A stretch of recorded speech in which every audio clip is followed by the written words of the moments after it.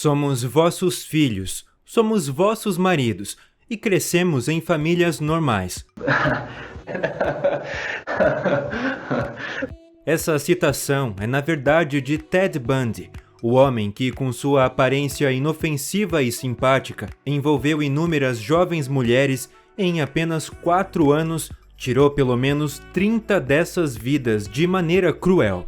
Para provar que Ted Bundy não é um caso isolado, mostramos neste vídeo 7 pessoas reais que fizeram coisas terríveis, mesmo parecendo completamente normais por fora. Preparem-se para algo intenso e chocante, por isso continuem aqui no Vale a Pena Conhecer. Vamos começar com esses 2 homens que vemos aqui. Especialmente não a atriz Maria Schneider, que na época tinha apenas 19 anos à direita na imagem. Em 1972, a jovem estava muito feliz por ter conseguido um papel importante no filme O Último Tango em Paris. Maria não só teve a oportunidade de atuar no filme, dirigido por Bernardo Bertolucci, mas também de contracenar ao lado da então superestrela Marlon Brando. Ela estava ciente de que haveria uma cena no filme em que um homem muito mais velho se aproveitaria dela. No entanto, quando a cena íntima em questão foi filmada, Brando e Bertolucci fizeram algo que traumatizaria Maria Schneider pelo resto da vida. Os 2 homens mais velhos tinham, sem o conhecimento e consentimento dela, combinado no dia anterior que Marlon Brando iria além do esperado na cena, atacando violentamente a jovem atriz. O diretor queria garantir que o horror e a dor do papel de Maria no filme parecessem o mais real possível. I didn't tell her what was going on because I wanted her reaction as a girl, not as an actress. Infelizmente, isso funcionou. As lágrimas e os gritos de Maria na cena eram reais, tão reais que ela foi elogiada por muitos críticos de cinema por sua atuação excepcional. Somente décadas depois, veio a público que Brando tinha de fato cometido abuso na cena, e isso diante das câmeras. Vamos continuar com essa mulher aparentemente alegre chamada Claudineia Blanchard, conhecida por todos como Didi, e sua filha Gypsy Rose, que estava em uma cadeira de rodas e teve um destino difícil. Desde tenra idade, ela foi afligida por doenças graves e, devido à sua leucemia avançada, teve que ser alimentada artificialmente. A longa história de sofrimento de Gypsy Rose começou pouco depois de seu nascimento em 1991 no estado do Missouri, nos Estados Unidos. A pequena Gypsy sofria de atrofia muscular e outras doenças, e aos poucos perdeu quase todos os dentes. Sua infância foi passada constantemente em consultórios médicos e hospitais, e embora ela tivesse dores intensas e mal pudesse se mover, a corajosa Gypsy nunca perdeu o sorriso. Pois havia algo em que ela podia confiar mesmo nos tempos mais difíceis, e isso era o amor incondicional e o apoio de sua mãe Didi. Quando Gypsy tinha 17 anos, ela e sua mãe solteira perderam a casa devido a um furacão e tiveram que se mudar. Felizmente, Didi conseguiu arrecadar muitas doações e sua nova comunidade, comovida com sua trágica história, até doou uma casa para elas. Até aqui, tudo é apenas a história que todos acreditavam. A mãe de Gypsy sofria da síndrome de Munchausen por procuração. Desde o nascimento, sua mãe amorosa tinha intencionalmente deixado Gypsy doente com medicamentos, enfraquecendo-a a ponto dela não conseguir comer sozinha.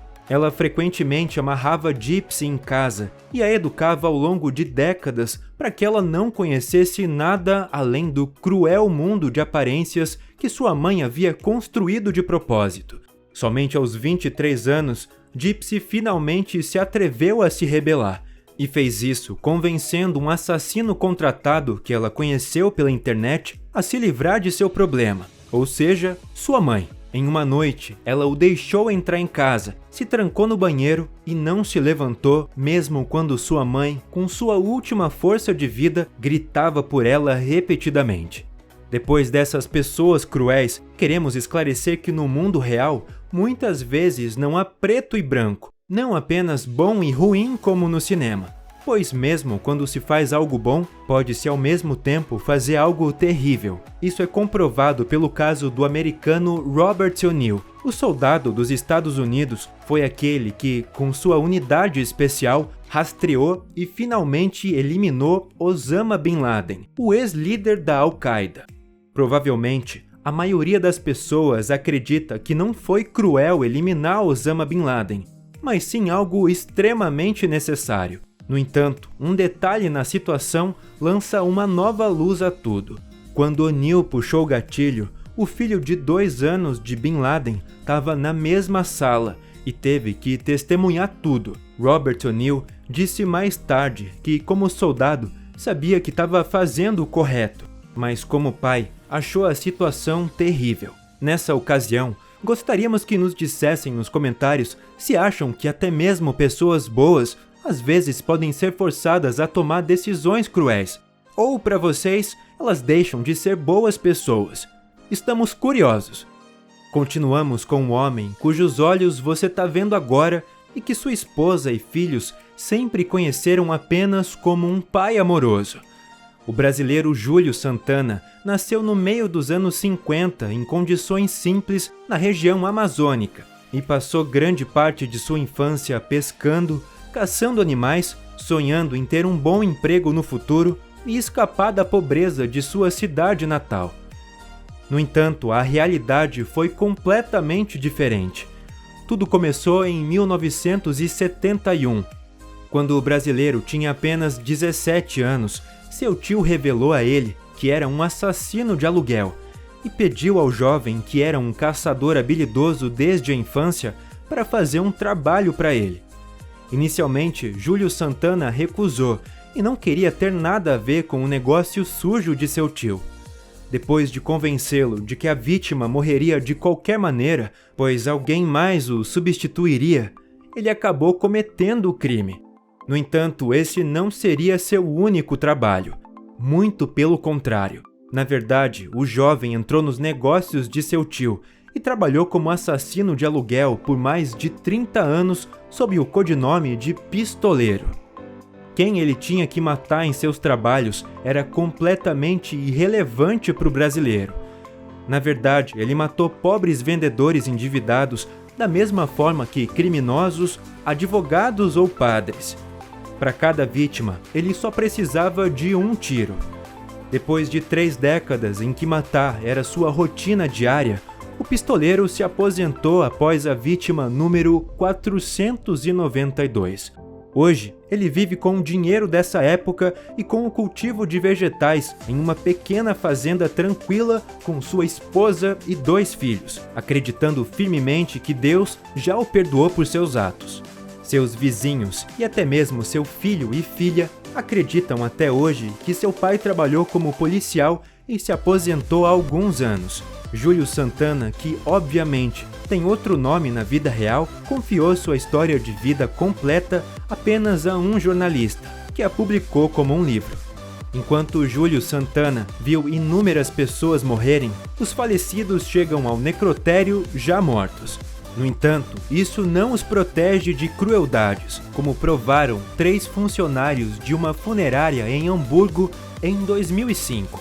De fato, através das investigações de um programa de televisão na época, descobriu-se que os homens na cidade portuária tiraram fotos desumanas e macabras com vários falecidos e ainda as trocavam entusiasmadamente entre si.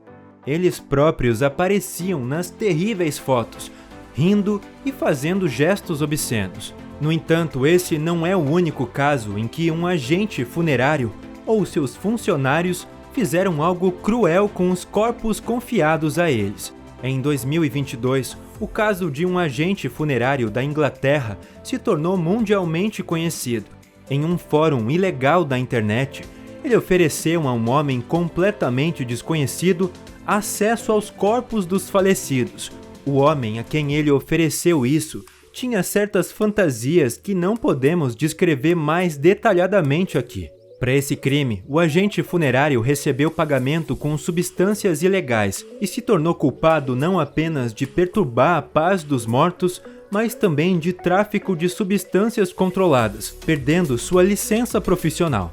Por fim, queremos abordar novamente o tema do início, porque às vezes o horror absoluto se esconde na vizinhança imediata por trás de uma fachada discreta sem que ninguém suspeite.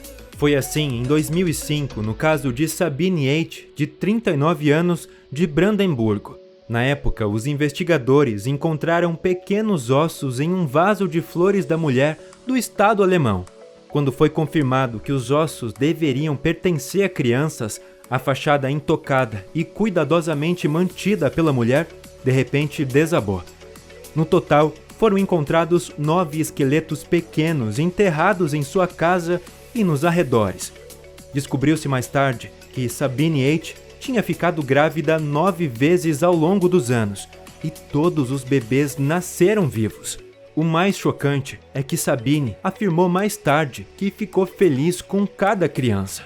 Se você gostou desse vídeo sobre 6 pessoas reais que fizeram coisas terríveis, certamente deveria assistir ao nosso vídeo sobre 8 assassinos cruéis que não mostraram arrependimento no tribunal.